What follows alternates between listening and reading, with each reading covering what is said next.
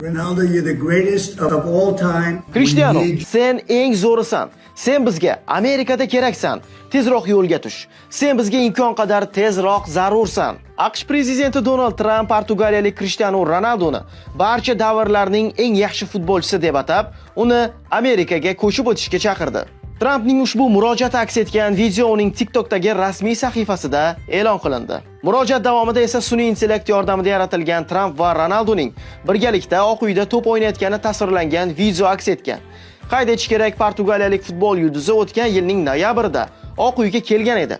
O'shanda u Saudiya Arabistoni valiahd shahzodasi Muhammad bin Salmon sharafiga uyushtirilgan tantanali kechki ovqat marosimida qatnashgan edi. Eslatib o'tamiz, Cristiano Ronaldo hozirda Saudiyaning An-Nasr klubi a'zosi hisoblanadi. U yaqinda klub rahbariyatidan norozi bo'lib, jamoasining o'yinlarini boykot qilgan edi.